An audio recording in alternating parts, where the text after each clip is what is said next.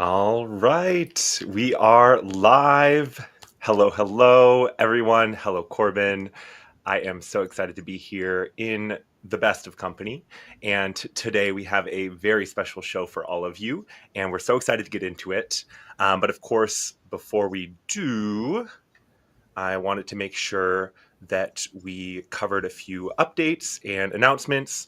And I also, of course, want to first and foremost introduce Corbin to everyone who is here. So, some of you may know Corbin from the chat. And if you do, of course, you know that he is the best of astrologers and also my husband. So, I'm so excited to have Corbin here joining me for this very fun and special show about the Libra full moon. We're going to dive into the astrology as well as sharing an activation with you guys around themes of this moon. So before we dive into that, though, Corbin, if you want to just say a little bit about yourself or share anything you'd like to before we dive in.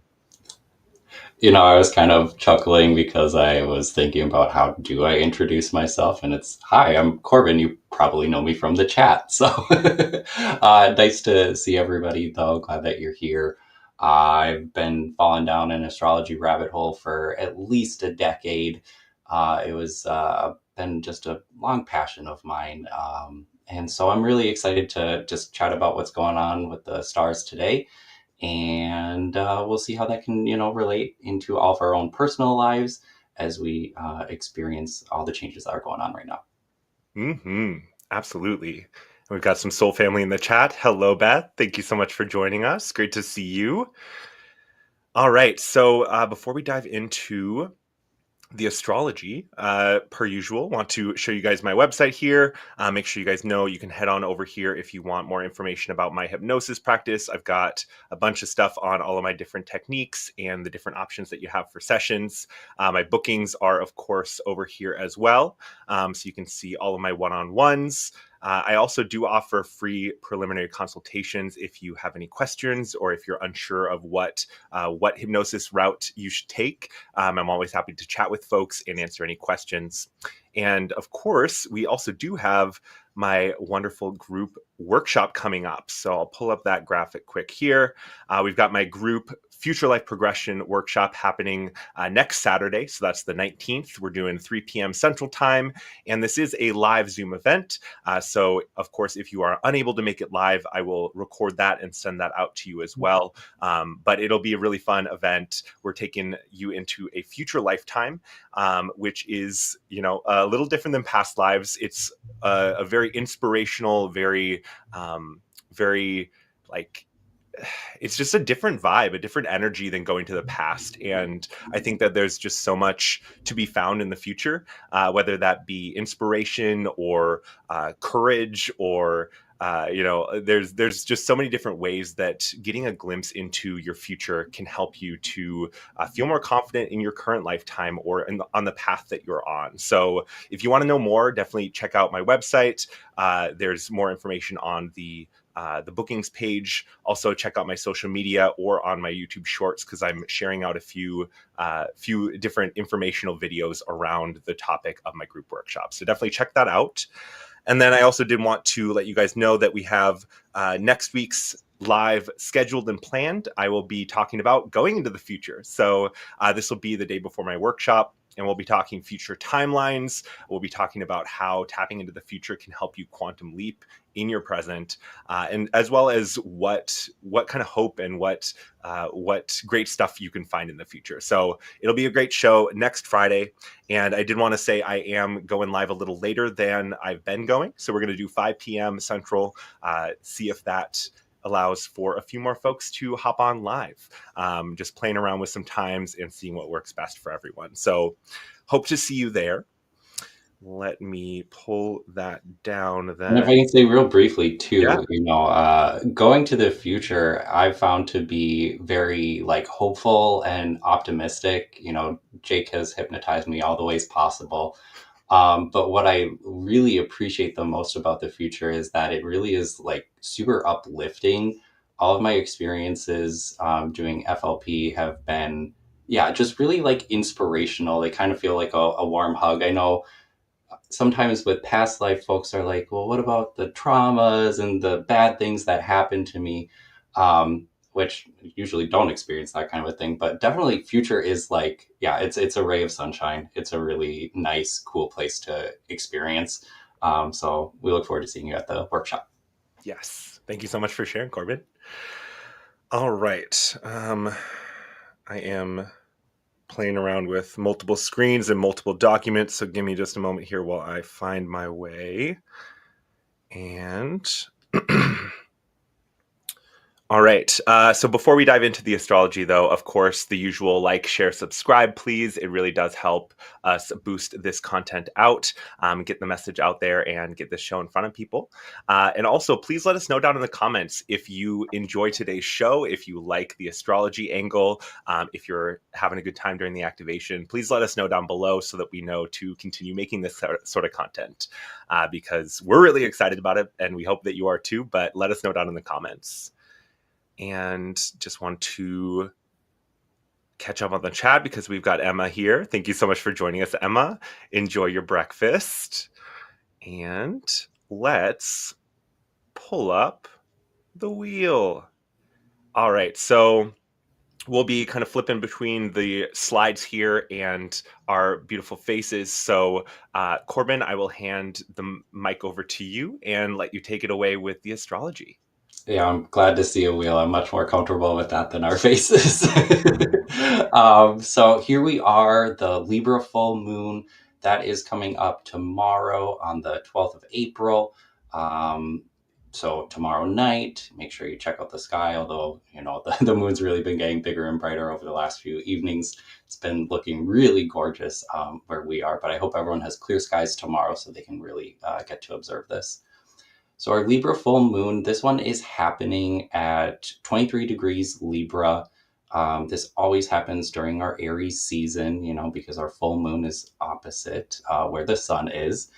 And so this season, we're really focused on that axis between Aries and Libra. In astrology, we often refer to these two signs as the relationship axis. There's a lot that goes on here between the self, Aries, and Libra, the other. And so we'll riff on that a little bit before we get into any of the deeper significations that are going along with this lunation cycle. But right off the cuff, I have to say, this is one of our best moons of the entire year.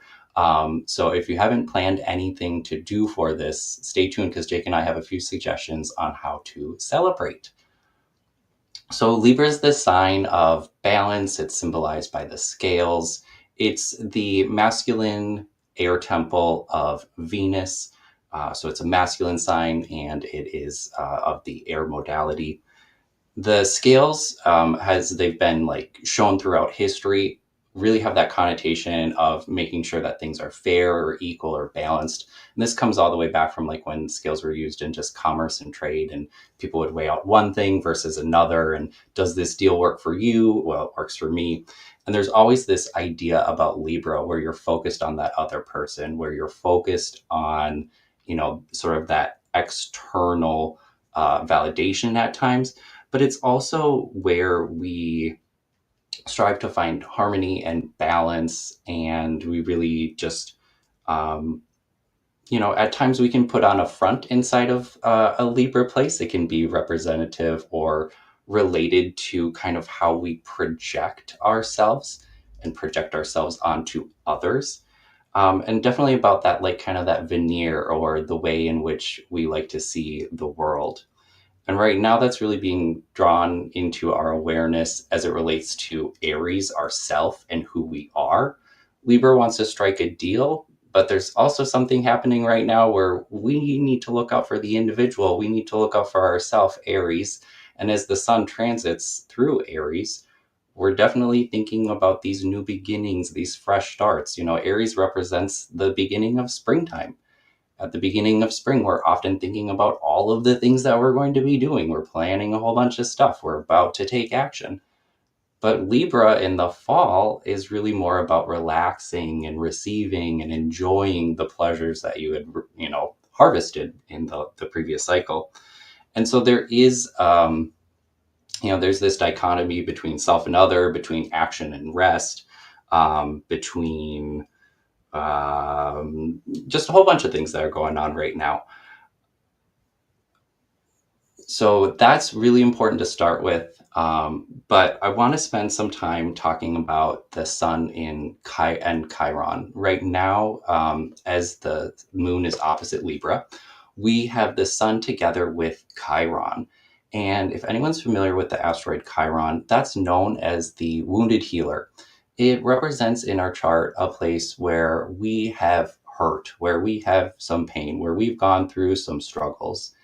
And the way that we work with Chiron is through finding new solutions, new ways, new ideas. In the mythology of Chiron, he was known to have a multitude of ways of healing modalities, different ways of approaching problems. And often the way that we solve our Chiron issues or our biggest hurts that we have is through not the same thing that we've always done. And so the sun with Chiron right now opposite the moon, first off, is asking us to really be looking at what is it that we need to be healing for ourselves. This is a big moment where there's, a lot of light cast upon the ways in which we've been healing. We've been going through a lot of retrograde cycles recently where we've all been reviewing ourselves. We've been going back to the drawing board and trying to understand, okay, this got a little bit off path. How, why, what contributed to that? And right now, as we have the sun and Chiron together, opposite the moon, it's almost as if we have an opportunity to find new ways of going about our healing journey or to encounter a new idea on how to perceive, the situations that we're going through, which can help us to kind of get to a different place with that. So this moon really has a lot of connotations around our personal individual healing journeys that we're going through. However, at the same time, Libra and Aries are what's known as the world axis points. And so there is a point of view from astrology where Libra, Aries, Cancer, and Capricorn, those four signs, seem to be how the heavens manifest into the earth. There's this concept that, the actual wheel of astrology is pinned to the heavens through those four signs. And when we see actions in Libra, Aries, and Cancer and Capricorn, those things tend to have both very internal, personal things that go along with them, but they also are very large moments in like popular culture, in politics, things happening on the world axis, and things happening at a global scale. So while there'll be two different stories that are playing out right now, one that's much more public and one that's much more private, we're going to focus more on that kind of private conversation here because I'm done with conversations about tariffs at this point in time. But it's really interesting how that all ties into the astrology right now.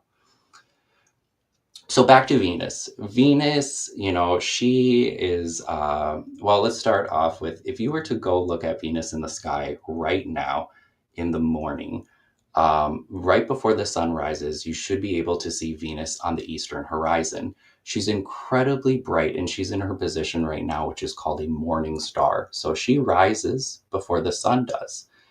And when Venus is in that morning star position, as astrologers, we often look to her as if she is heralding a new message or she is leading the light for a new day.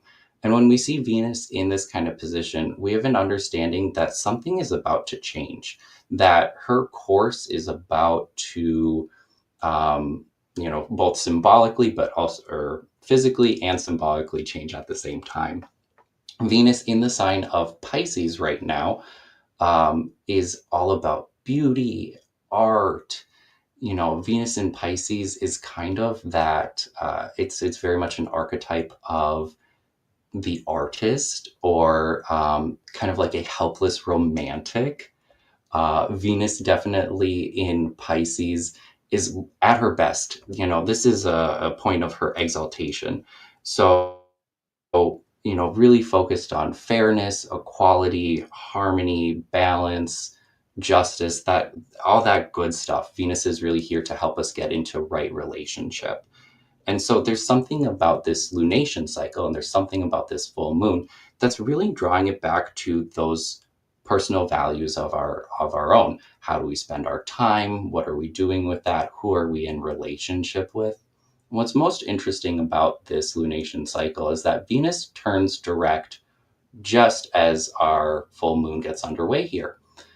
And so at that point in time, we really hit the best astrology that we have for the next couple of weeks.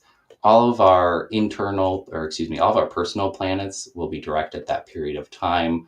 All the retrogrades that we've been going through with Mercury, with Venus, and Mars, even before that, all these planets will start a period of being direct for the next 3 weeks. And it's really a good moment to look forward to new beginnings, that associate with that position of Venus as a morning star. But we're being asked right now to reflect upon what have we been going through inside of these retrogrades? How have these pauses or delays or derailments caused us to see something differently, both inside of ourselves, but also as how we connect with the world too, and connect with others, since Venus represents our relationships. Um, for those of us who struggle with some of this energy, I think Venus in Pisces is really wonderful, but she does have like her tough side in the sense that there's always too much of a good thing can be difficult. And so there could be themes inside of this full moon that relate to a little bit of oh, were you wearing rose colored glasses about something? I think Venus and Pisces can often, have an ideal and have perhaps a dream, Pisces, that isn't so connected with reality. And so that's one of the things that perhaps might come into your field of consciousness this week as you're working through the lunation cycle. And I say that because Venus is in this configuration with Saturn, and Saturn is, Venus and Saturn together. They're kind of an odd couple. Venus is our lesser benefic. She has all of the good gifts Venus brings, and Saturn on the other side brings delays, distractions, difficulties. Saturn often gives you just a hard no. It tells you go back to the drawing board and figure it out. And so, as Saturn and Venus are together, there's something that we're being asked to see inside of ourselves about how we are, utilizing our Venusian energies in ways that maybe aren't the best. And so when Venus and Saturn come together, we often think about endings or some sort of finality to something. Saturn can come in and say, "Hey, Venus, you've been focused on something that just isn't going to manifest, or you've been looking at something through a perspective that just isn't real, that actually isn't there." And so there can be some difficulties coming through with kind of those two working together. But at their best, I see Venus and Saturn working together to give us a really solid foundation for the new starts that we have moving forward. Venus and Saturn can kind of create that lasting permanence through relationships for your finances, for your resources. And they also could at the same time give you a renewed commitment around something, Saturn being the ways that we, you know, um, commit to things. And so there could be a deepening of a commitment or a renewed commitment to, you know, a project that you've been working on yourself, a certain relationship that you've been working on. It's more so likely related to your overall Venus retrograde story, which has been going on since the beginning of January. And so, just spending a little bit of time with Venus and Saturn here, those two will be together through this entire lunation cycle. So for the next 2 weeks, Venus is moving very, very slowly right now. She just is about to turn around. And all the way until the new moon in Taurus, which is coming up later this month, those two planets will still be together. So this sort of energy is really sticking with us for a while, in the sense where we really are being asked to go deep into ourselves and spend that time. You know, Libra can, like I said at the beginning, Libra can put on a front. They can, put on their makeup and look pretty. They can put on a veneer, something that is just kind of like for show, and that's really like against what we want to be doing here. With Venus in the sign of Pisces, it is about going internal. It is about taking that quiet space for yourself to receive some of these messages, to help yourself kind of continue to move forward. Alrighty, okay. Jake, what's my next topic? Sorry. No, you're fine. We've got Mars in squares. Yeah, so the squares. If you've listened to any sort of coverage on this full moon, I think a lot of folks are talking about the squares to Mars, or if we were using a modern lens, we'd be talking about like a T square, from Mars to the luminaries. And so Mars is in Cancer right now. Mars has been in Cancer for quite some time. Mars also had its retrogradation period. And inside of this lunar cycle, Mars will go into Leo, which is really exciting. But right now, Mars is in Cancer, and Mars does not do well inside of Cancer. It's not really well situated there. Mars in Cancer can be a little bit crabby. It can be a little bit irritable. It can be a little reticent to move and to take action. And so if you find yourself in this, I'm going to be stuck in my place, or no, that doesn't work for me, Mars is going to be that person or that energy inside of you that's going to stand up and say, no, this doesn't work for me, or no, I'm not open to this, or no, this is uncomfortable. I'm going to turn away from this. And that might be a great indication inside of the next week or two that you should actually be turning towards this. If you see that you're emotionally reacting, that can really be part of that Mars and Cancer. And if you take the time to get quiet and figure out what you're reacting to and why you're reacting, that can really help you to start unraveling the Aries Libra dichotomy that we have going on right now. I also think it's really fascinating that through these retrograde periods, both so for Mars, Mercury, Venus, they all were in fire signs. They went back into water signs, and then will finish going forward in water signs, or excuse me, in fire signs.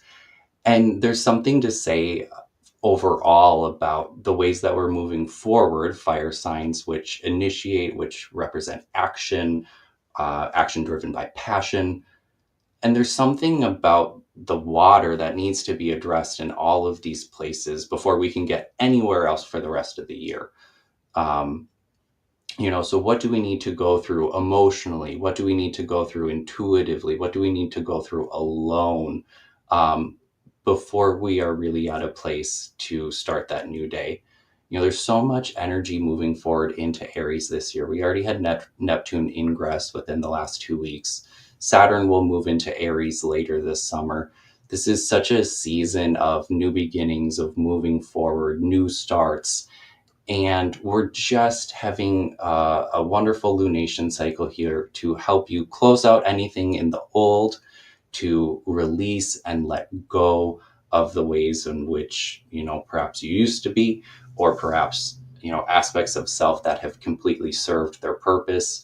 Saturn and Venus can help you to understand, I don't need to be this way anymore. I don't need to carry this with me. This isn't valuable to be in my energy field. And so while there can be some tumultuous stuff that's kind of stirred up by Mars, I really think that if you have that trigger, if you see yourself triggered Mars, that can really just help you to own in on what that healing journey and story is for you. I'll also say that like squares to the luminaries, but Saturn and Venus have trines to Mars. So actually there's a way that Mars is supporting us in our healing journey that way, if you think about it that way. Otherwise, I think that's kind of good. I've tried to be brief about it there, and we'll get into some of the other fun celebration stuff. But from a high level view, it's an awesome time to be thinking about all of the healing that you've been going through recently. We're very much supported in, clearing out the old and starting afresh in a new way. And I think that that's all going on in the next 2 weeks. And then as the summer continues and we have more and more of that new Aries energy, we'll find ourselves on that healed path. Wonderful. Thank you for sharing, Corbin. I've been going through my Saturn return with Saturn in Pisces. So I'm excited about the Aries switch and shift. And I know I've been feeling the Neptune in Aries, and I'm sure a lot of you have as well. So yeah, wonderful stuff. We did have a question that I wanted to backtrack to from Mhm. Emma. Emma said, should we be focusing on the personal house Chiron is in at the time of this full moon? Yeah. Okay. So, if you're talking about like your Aries house where Chiron is transiting, I would say no, you want to be focused on where Libra is in your chart. But if the question is about your natal Chiron and where your natal Chiron is, and be thinking about that, I would say that's more so dependent on the house and sign that it's in. Now, if your natal Chiron is in one of the four that I mentioned, Cancer, Capricorn, Aries, or Libra, your natal Chiron is very much activated inside of this lunation cycle. So you might just want to be looking for an aspect from your natal Chiron to the transits that are happening right now. Emma, we can always sidebar about that too. Yeah.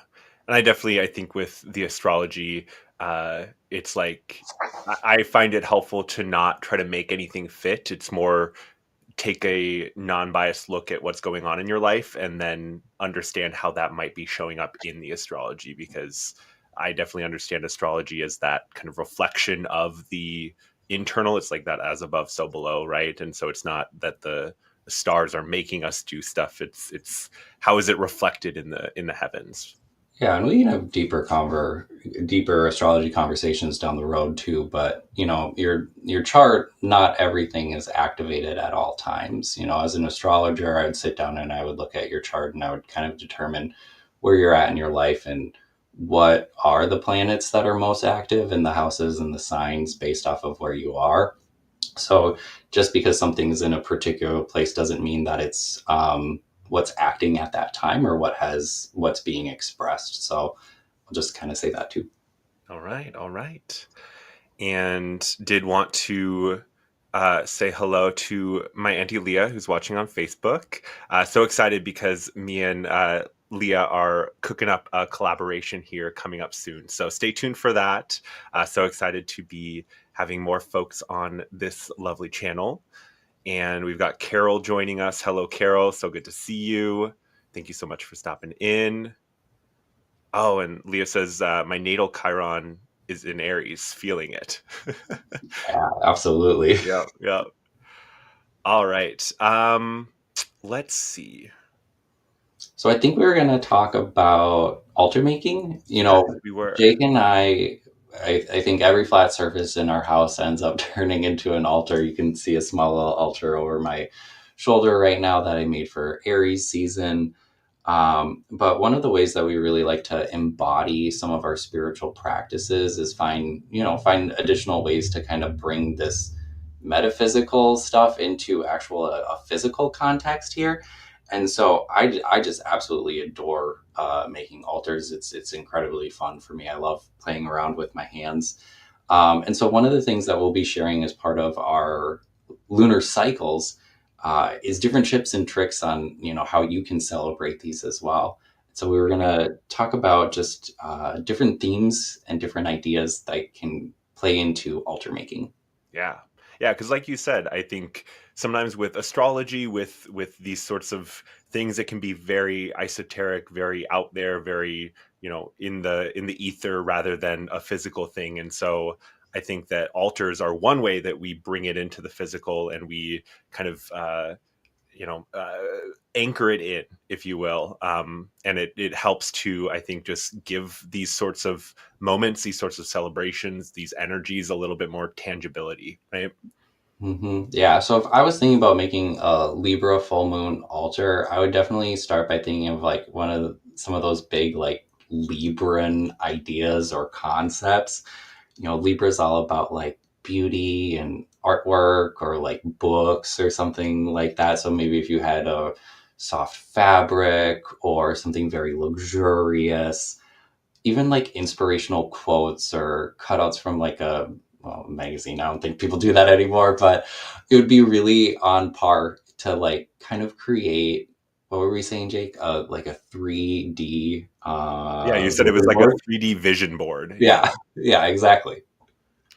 Yeah, I really loved the way that you phrased that because I feel like it's accurate, right? I mean, it's how a vision board has those kind of different pieces visually represented, taking that intangible thing and making it tangible. So your altar is kind of like that in a way, maybe with a different bit of a intention, right? Um, but along with what Corbin was saying, different colors that you can work in that are related to Libra would be green, light blue, or pink, which I chose to wear my pink tie dye today, and I got my little rose quartz. Yep, and we've got our pink bracelets on too.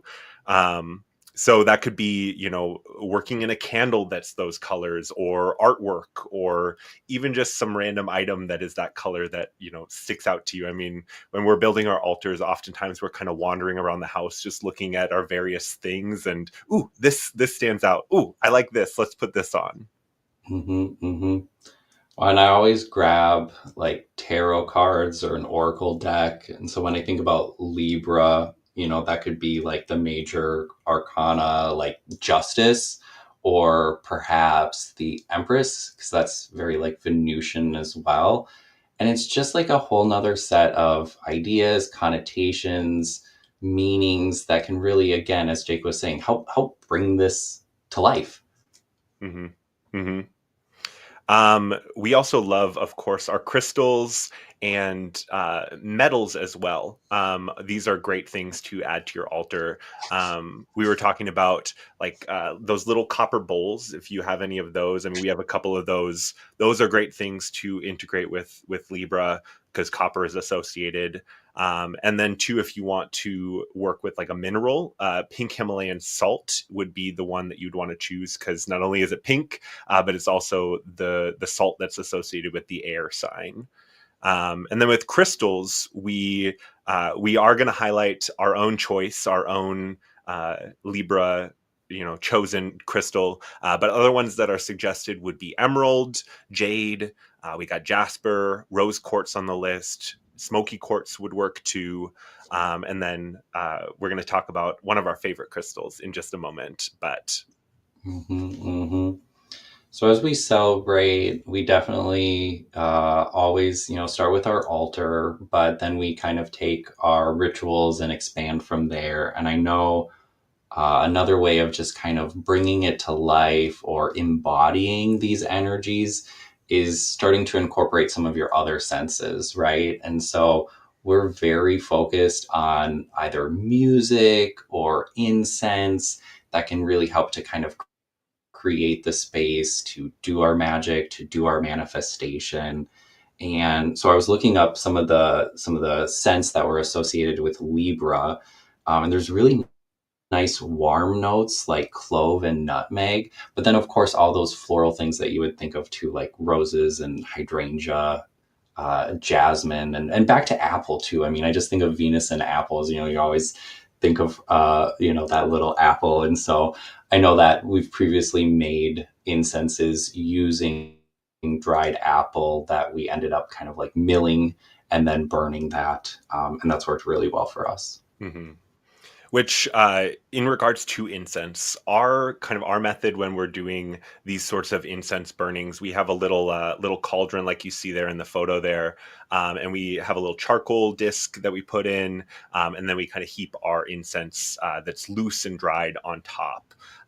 And with that, definitely make sure that you have the windows open or you're doing it outside because that charcoal does produce carbon monoxide, so you don't want to die in the process of celebrating the moon. But also, you can definitely, if you don't have access to that, or if doing a dried incense is too much or is not going to fit within your celebration, of course, using like those pre-made incense sticks is also totally fine. You know, jasmine ones or sandalwood or any of these other scents that we talked about too. But we often like the dried, kind of adding in our own flavors and our own stuff, because it's just a little more interactive. And we love to using the little cauldron of incense and taking it around the house and kind of cleansing the space and clearing the space with that too. Mm-hmm, I did mm-hmm. want to toss up Beth's comment because I love it. She says, I'm in the process of building a cabinet for my canned goods with a place to put plants on the top of it under a window. That's my Aries action, Libra beautiful storage altar. There you go. So Great. very functional, like Emma said, very functional too. I love it. I love it. Um, we were also talking about so with the incense, you know, definitely let us know if you have any questions or any things that you would add, anything that resonates with you. But in addition to, you know, bringing in the scent and that sensory element, we also, like Corbin said, like to bring in music. We prefer like sound baths and more of the softer sounds when it comes to celebrating the moons. Dynasty Electric is one of our favorite channels. I don't know if y'all know them, but they make wonderful sound baths and sometimes meditations too. So we'll often do those as we're kind of setting the stage. But you could do nature sounds. You could do your Mhm. favorite music. I mean, I feel like Libra is about like luxury. So if you wanted to find something luxurious or that reminds you of like swankiness, I don't know, maybe that would work.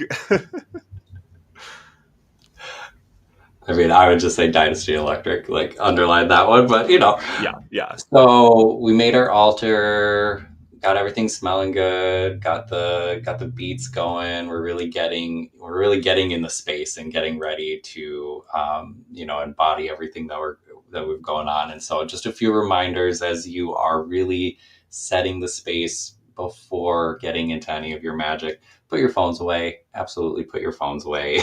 Take a few moments to get quiet, clear your mind. I keep sharing that tip that Phil Rice had shared about journaling or just writing for a quick moment in time to clear your mind before you actually get into a meditative state.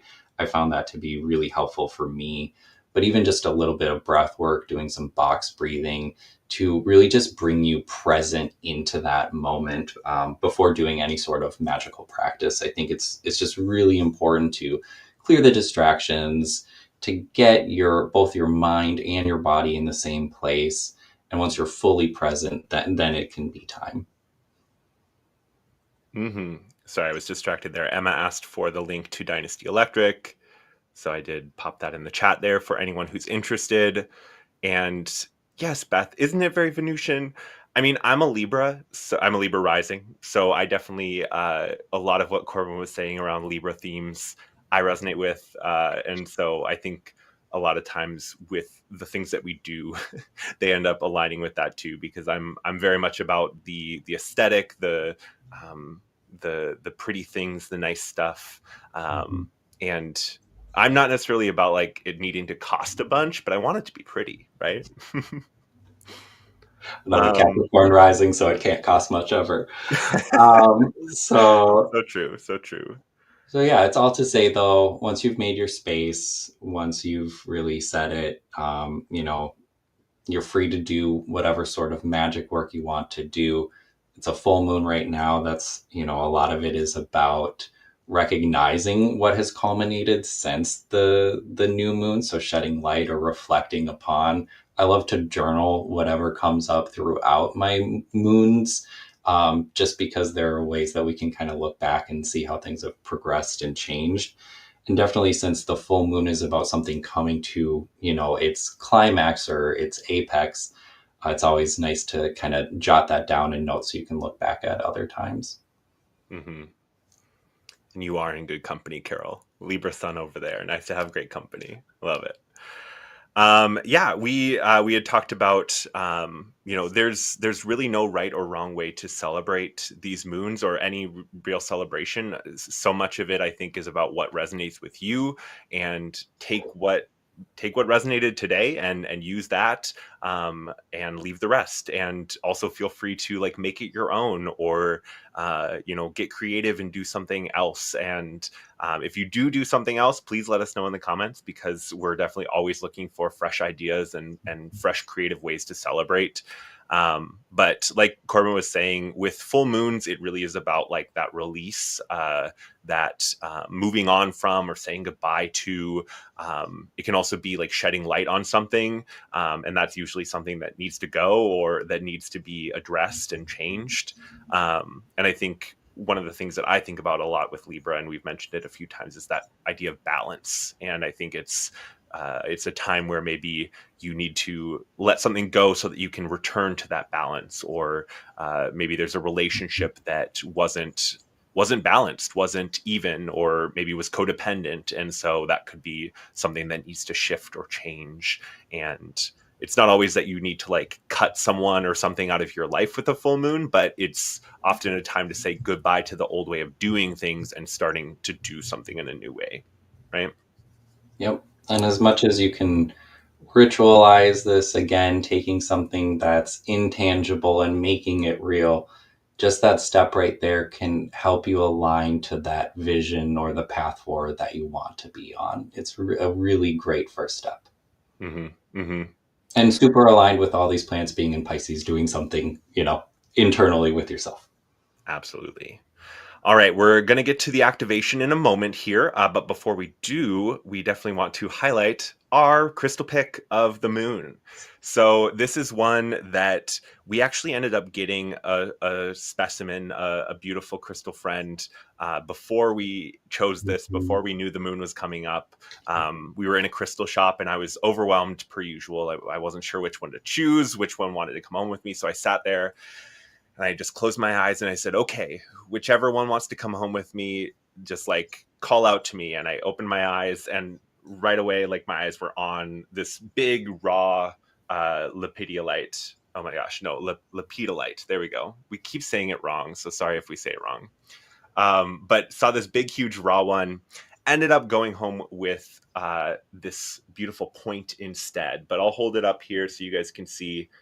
It's definitely more majestic in the sunlight, because you have all those little sparkly bits that are gonna shine. But it's so fun. It's such a fun stone, and it really lined up with the Libran themes of this, and also, I mean, kind of the themes of the Venus retrograde too, right? But some of those themes were, number one, it's called the Peace Stone, or sometimes also the Grandmother Stone. So talked about it being kind of like a warm hug, and kind of that comforting, peaceful, supportive energy. Yeah, and I think that this really lines up as well too, because Libra is an air sign, and so it can be that mental place where we're feeling a little bit of overload right now. And so the idea that this can help to calm the mind and to balance the aura too, definitely were other qualities about this one where I was like, oh yeah, this really works with our lunation cycle overall. And again, with the connection to the third eye and the crown chakra, a lot of the signs that are being activated right now really have correspondences to these places too. So Mm-hmm. the more that we looked into this one, it really seemed to line up super well. Yeah, absolutely. And of course, one of my favorite topics, higher self connection, lepidolite. Oh my gosh, lepidolite. You say something wrong too many times and then it's stuck. Like you're never going to say it right ever again. Is helpful in connecting with your higher self, and it's also associated with the third eye and crown chakra. One of the most interesting things that I found out as we were looking deeper into lepidolite is that it's lithium infused mica. So the shiny bits are the mica, but there's lithium in there too, and that's what the white, like the whiteness in the stone is. Honestly, this stone that we chose, now that I'm looking at it, honestly, it looks kind of like raw meat, which is really weird to me. But you know, that's besides the fact. But the lithium is actually used inside of mood stabilizing drugs, which I had no idea. But it makes sense that big pharma would be co-opting these elements and these minerals and such, and using them in their stuff. But if you're looking for a non-invasive way of tapping into that and working with that lithium, I definitely recommend lepidolite. Mm-hmm. Well, Before of we move course, on to beyond lepidolite, this is called, like, colloquially called the pink full moon, and that's because of Libra and love and relationships. But, pink quartz, any other pink stone that you might have, we would really suggest, inside of whatever you're doing, maybe holding it against your heart chakra, just because there's so much inside of this moon around our healing journeys that we've all been on.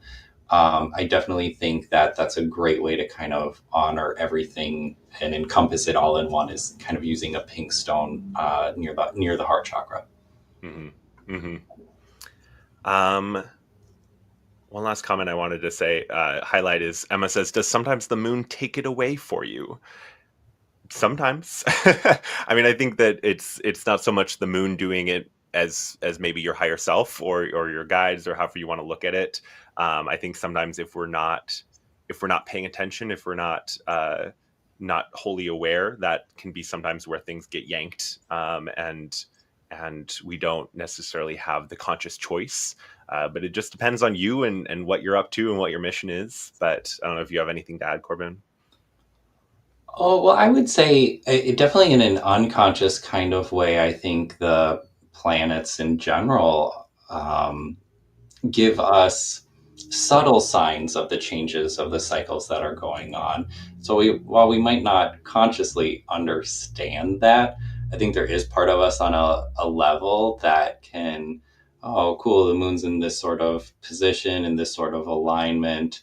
Oh, this is that season. It can help us to understand where we are in a broader sense of our own personal journey, but also as a journey as like a larger collective too. hmm hmm Wonderful. All right. Well, friends, this is our first show. So timing wise, we're working it out. We're definitely, close to the hour here, but we are still going to work on this full moon activation. And I'm going to lead you guys through that. So if you are short on time and you need to go, totally understand. Definitely would suggest doing this activation along with the moon then. You can do it tomorrow as the moon's happening if you feel so inclined, or anytime this weekend. The moons and these sorts of celestial events are not always just like one singular moment, right? It's usually a window, and so working within that window is definitely recommended. But any last comments, Corbin, before we jump into the activation here? But no, I'm just laughing. I mean, you and I chit chat so much. It's not a surprise that we're like really long right now. It's true. I mean, we're as long as we want to be. I mean, we're here sharing good stuff with you guys. So I hope you've enjoyed it. Definitely let us know down in the comments, if you have enjoyed this. What was your favorite part? What you'd like to see more of, or if there's anything you would like us to add or subtract, or give us your feedback, because we're having a lot of fun, but I want this to be super helpful to you guys as well. So definitely welcome any feedback. All right. Well, I am going to let Corbin be off camera here. Nope, that's not how it works. Let me see. Here we go. There we go. So I'm going to let Corbin be off camera here. We'll just mute him. And I'm going to navigate my way over to my notes here. And I definitely recommend that you all make yourself comfortable, however you would like to be comfortable. If you want to sit down, if you want to lie down, feel free to get comfy. We'll be here for about 20 minutes or so, depending on how long we stretch it here. But as you settle into your spot, as you get settled in your seat or lying down, just letting your eyes close, if that feels comfortable to you, or your gaze soften. Just start to become aware of your breath. Just noticing where your breath is. noticing any tension in your shoulders, your face, any tension in your body. And we're just going to slow our breath down, taking a deep breath in and letting that breath out slowly. Taking another breath in and letting it out.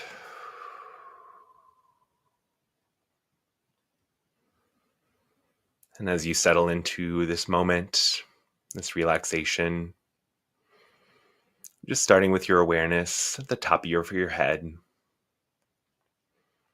And as you move your awareness down your body, it's letting all of those muscles relax, feeling the forehead muscles, the muscles around your eyes, relaxing. All those muscles in your face and your jaw, letting any of that tension go. Feeling those neck muscles in your shoulders relax. Feeling that relaxation moving down your chest and your back. Relaxing your arms, your fingers. Feeling that relaxation moving down into your stomach, your hips. Moving down into your legs. All the way down to your feet. Feeling any of those tensions, any tightness flowing right out. Just letting any of that tension go. Settling in. Just feeling that relaxation.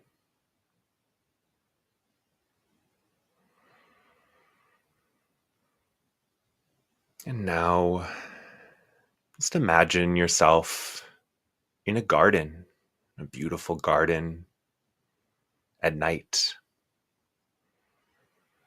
And you're standing in this garden, it's quiet. You find yourself on a little winding path lit up by little lights.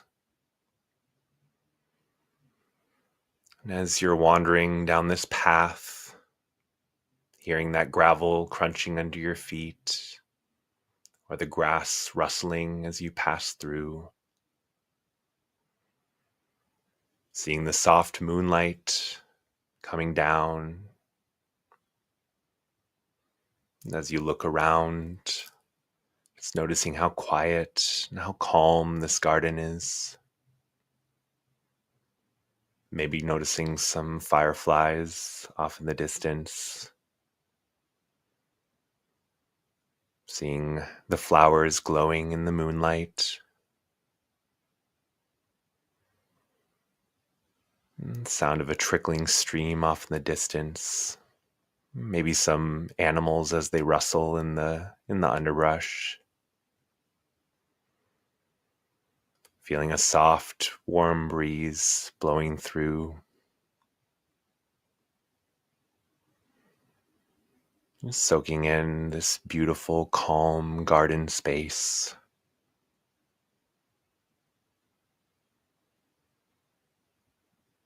And as you wander slowly through this garden, along this lit path, you find yourself rounding a bend. And up in front of you, off in the distance, there's a beautiful, tall crystal tower shining in the moonlight. And as you're walking along this winding path, approaching this tower off in the distance, as you're getting closer and closer to this tower, you know that it's special. This tower will help you as you release whatever it is that you are called to release today. And walking up to this tower, shining bright in the moonlight, taking in the glistening, shining crystal, the stars behind it. So beautiful, so magical. And as you approach, you know that this tower will help you release and transform. You can feel the power of this crystal emanating out from the tower.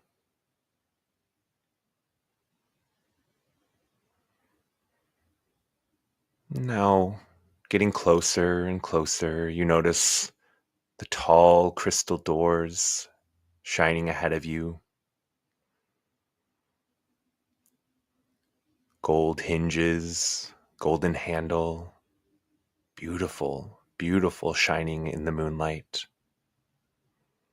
So ornate, so luxurious. And as you approach these doors, they open. You find yourself entering into this beautiful tower. And inside, you find yourself in a beautiful open space, the moonlight streaming in, shining through those crystal walls, casting prisms and glittering and shining all around you. Everywhere you look is the soft moonlight reflected around, glowing.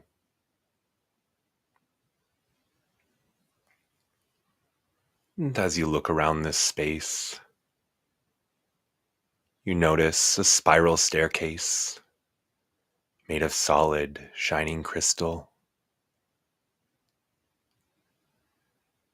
You feel a call to climb these stairs. So approach them. And as you get closer, you get ready to take your first step. 1, 2 steps, 3. With each step up this staircase, 4. You feel yourself more relaxed, more peaceful, feeling yourself so balanced and calm. 5, 6, 7, even more relaxed now. 8, 9, and 10. Stepping off of this staircase onto a landing, the circular walls around you, shining crystal, feeling so relaxed and calm in this beautiful space. And as you look around, you notice ahead of you in the middle of this room a magical crystal bed. And this crystal bed is lined with the softest, coziest looking cushions and blankets. And as you walk up to this bed, you can tell that it's just the most comfortable. It's so soft, with those beautiful pillows and cushions, blankets of all designs and patterns. Just so gorgeous and beautiful. Who could resist lying on such a bed? So just take a seat and lie down on this beautiful, soft, comfortable, and magical bed and settle in, feeling yourself snuggle down amongst those soft cushions, wrapping the blankets around you, noticing how comfortable you feel, how safe it feels here, and how magical this experience is, lying on a crystal bed like this.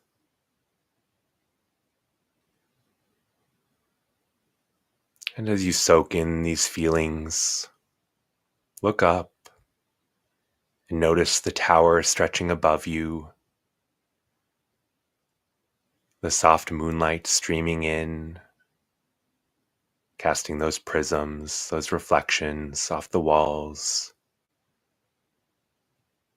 just like a gem.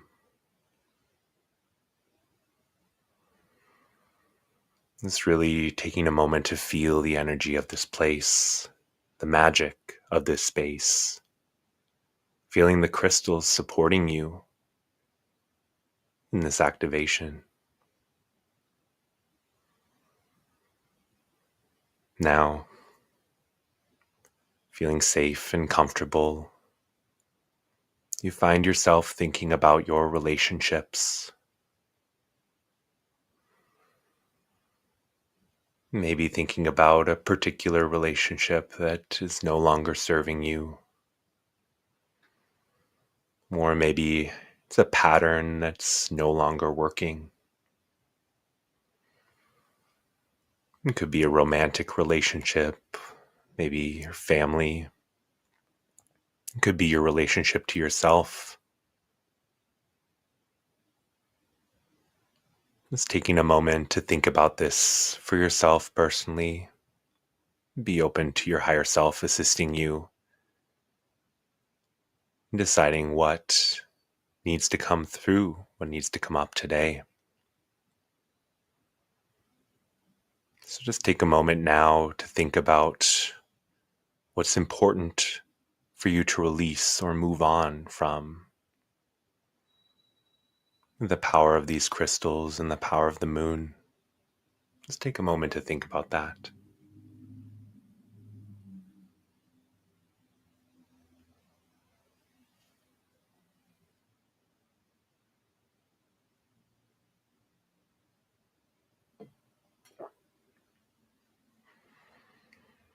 And just noticing what comes up. Maybe it was an emotion or a feeling. Maybe you saw their face. Maybe situations. Or maybe you saw yourself in the ways that you haven't honored or respected yourself or your boundaries.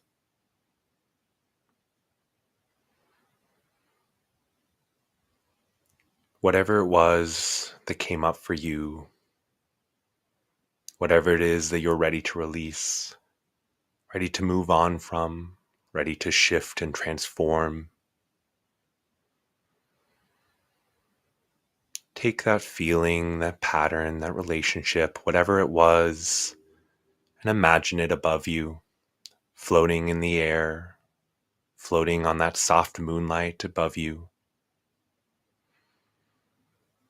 And see it floating there above you. Take a moment to say goodbye. Allow yourself to feel whatever emotions are coming up as you prepare to release this.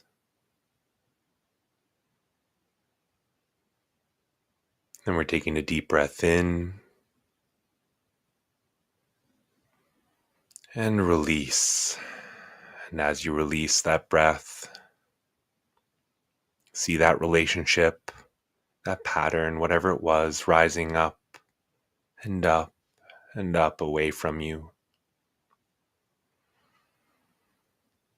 As you lie there looking up, you see the light carrying away whatever it was through the air, through the crystal walls, up and up and up, until you can't see it anymore. The moonlight and the crystals have assisted you in transforming this back into love, back into light, back into an energy that the universe can then use for the highest good of all. Taking in another deep breath and releasing it back out.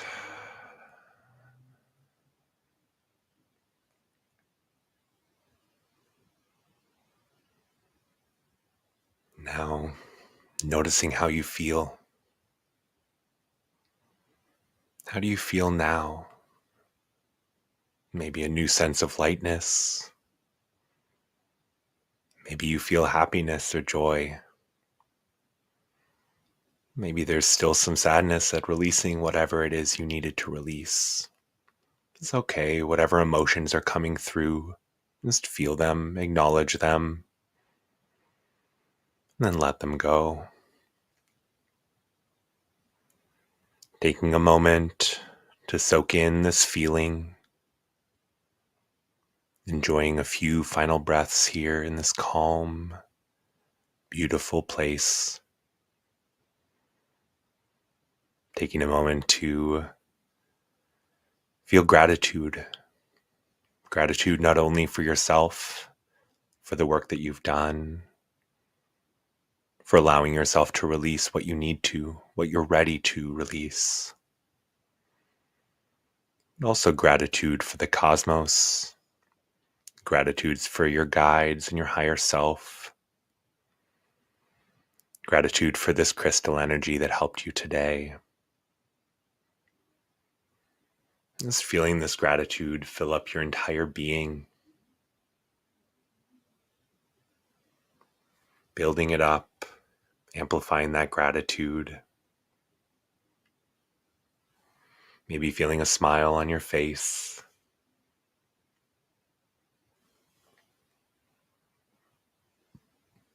All right. Now taking that wonderful feeling, that feeling of lightness, of joy, of gratitude, bringing it with you as you climb out of that crystal bed, coming back down those stairs, back out through that beautiful crystal lobby, back out those tall shining doors and back along that winding path.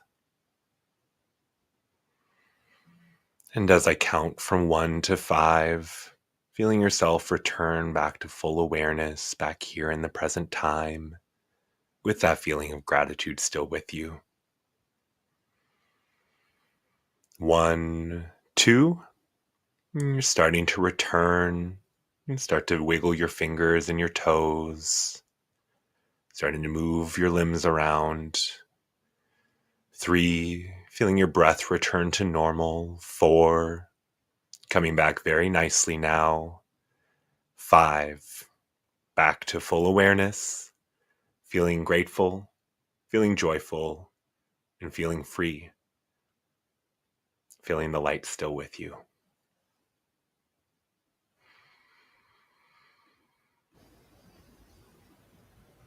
All right.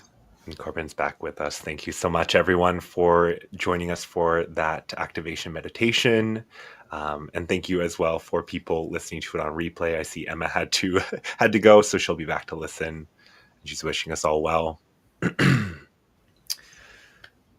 Thank you so much for joining us. Corbin, any thoughts? I don't know if you were participating with us or not, but...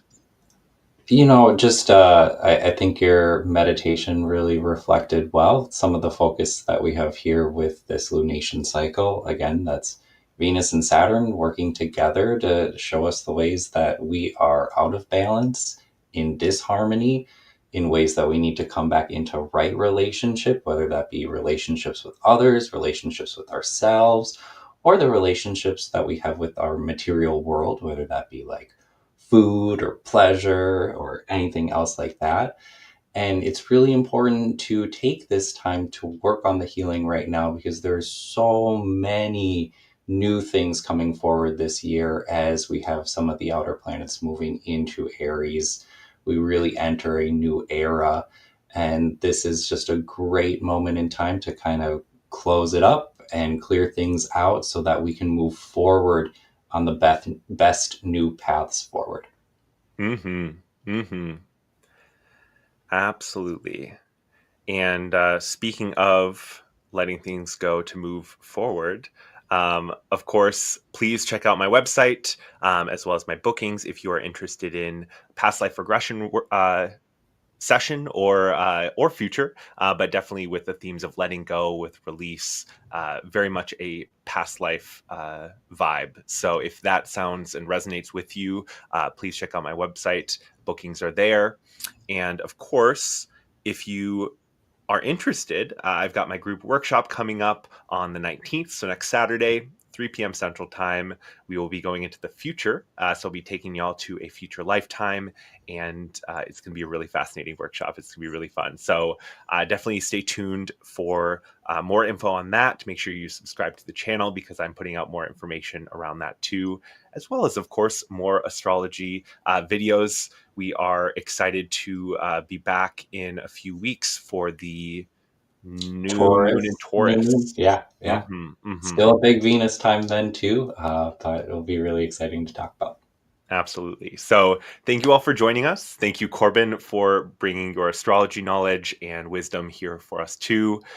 We are wishing you all the best with this full moon, guys. Definitely feel free to do this meditation again too tomorrow if you need that moment of release. If you need, some centering amidst the full moon energy. So yeah, we are sending you all the love. Thank you all for joining us tonight or today. And we look forward to seeing you next time. All right. Bye, y'all. Bye.